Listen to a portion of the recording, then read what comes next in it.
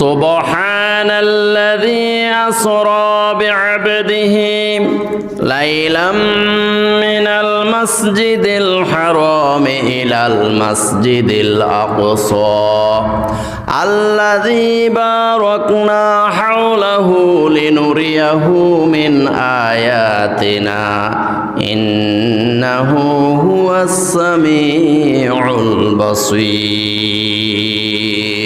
সূরা বনী ইসরাঈল আয়াত নাম্বার 1।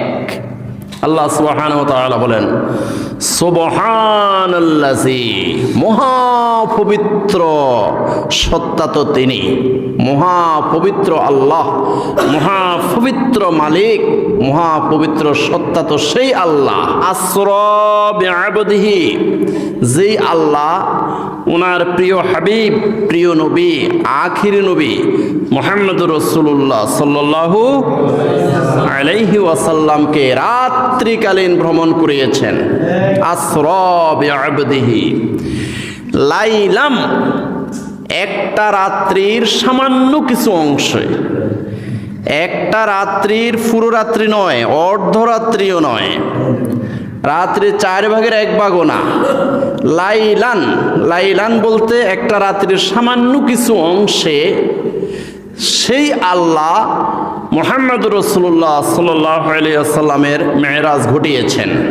লাইলাম মিনাল মাসজিদিল হারামে ইলাল মাসজিদিল আকসা, মক্কা শরীফের বাইতুল্লাহ শরীফ থেকে ফিলিস্তিনের জেরুজালেমের বাইতুল মুকাদ্দাস পর্যন্ত তিনি ভ্রমণ করিয়েছিলেন একটা রাত্রির সামান্য কিছু অংশে।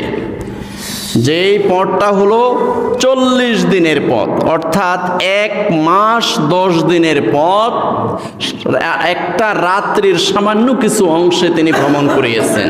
মিনাল মাসজিদিল হারামে ইলাল মাসজিদিল আকসা আল্লাযী বারাকনা হাওলাহু, যে মসজিদুল আকসার চতুর্দিক আল্লাহ সুবহানাহু ওয়া তাআলা বরকত দিয়ে পরিপূর্ণ করে রেখেছেন।